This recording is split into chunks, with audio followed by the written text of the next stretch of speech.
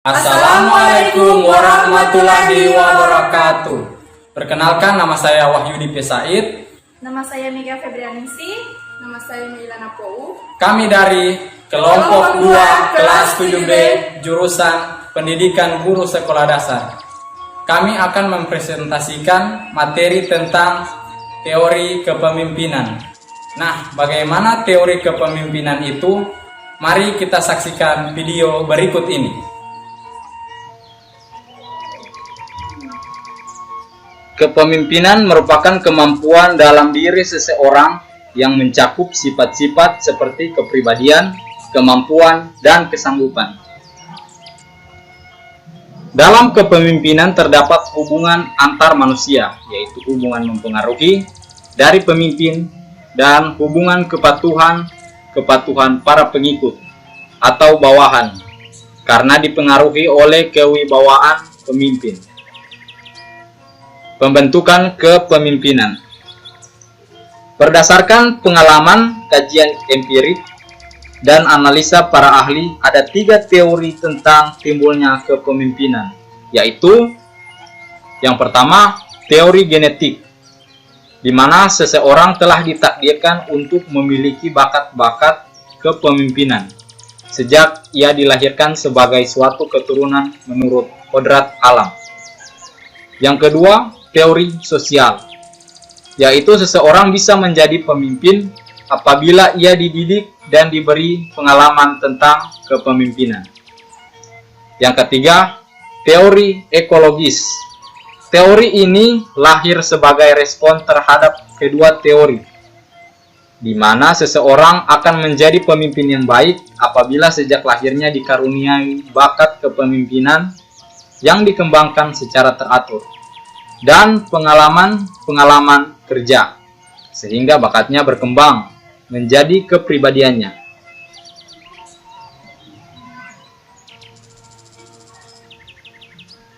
Sebenarnya untuk lahirnya seseorang pemimpin yang jitu dapat memenuhi seluruh persyaratan yang diharapkan sukar sekali.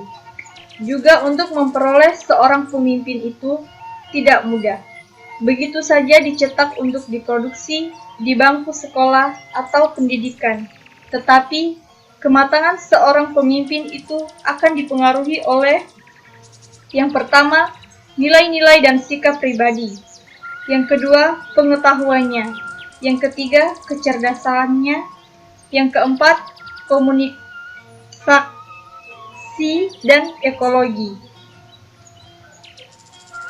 Ukuran sejati seorang pemimpin ialah kesanggupannya dalam mendapatkan orang-orang lain bertindak untuk membantu hasil-hasil yang akan dituju. Dasar pemimpin yang baik ada 3. Yang pertama, seseorang bisa mendapatkan salah satu sumber kepuasan yang tak terhingga, misalnya di dalam pekerjaannya yang dilakukannya. Yang kedua, dapat menciptakan syarat-syarat yang akan membantu bawahannya mendapatkan kepuasan dalam pekerjaan. Yang ketiga, orang-orang ingin memikul tanggung jawab.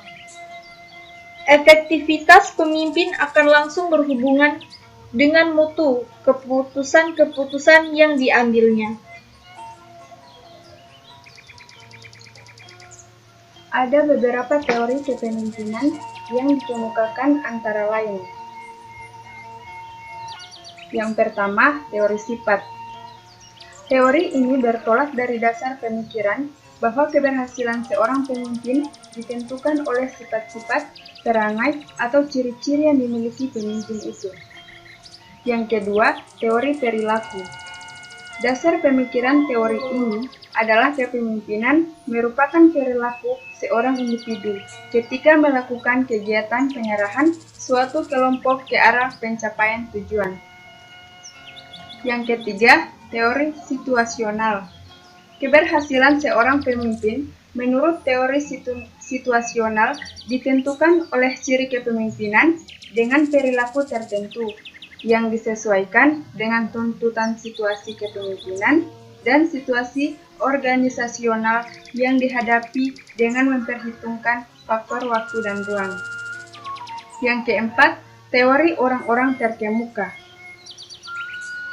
Bernard, Bingham, Tate, dan Kilborn menerangkan kepemimpinan berkenaan dengan sifat-sifat dasar kepribadian dan karakter. Yang kelima, teori lingkungan. Murtaugh menyatakan bahwa pemimpin muncul oleh kemampuan dan keterampilan yang memungkinkan dia memecahkan masalah sosial dalam keadaan tertekan, perubahan, dan adaptasi. Yang keenam, teori personal situasional. Case menyatakan bahwa kepemimpinan dihasilkan dari rangkaian 3 faktor, yaitu sifat kepribadian pemimpin, sifat dasar kelompok, dan anggotanya, serta peristiwa yang diharapkan kepada kelompok. Teori interaksi harapan. Homan pada tahun 1950 menyatakan semakin tinggi kedudukan individu dalam kelompok, maka aktivitasnya semakin meluas dan semakin banyak anggota kelompok yang berhasil diajak berinteraksi. Yang kedelapan, teori humanistik. Likert pada tahun 1961 menyatakan bahwa kepemimpinan merupakan proses yang saling berhubungan, di mana seorang pemimpin harus memperhitungkan harapan-harapan, nilai-nilai, dan keterampilan individual dari mereka yang terlibat dalam interaksi yang berlangsung. Yang kesembilan atau terakhir, teori pertukaran. Blau pada tahun 1964 menyatakan pengangkatan seseorang anggota untuk menempati status yang cukup tinggi merupakan. Nah teman-teman, itulah video singkat tentang teori kepemimpinan.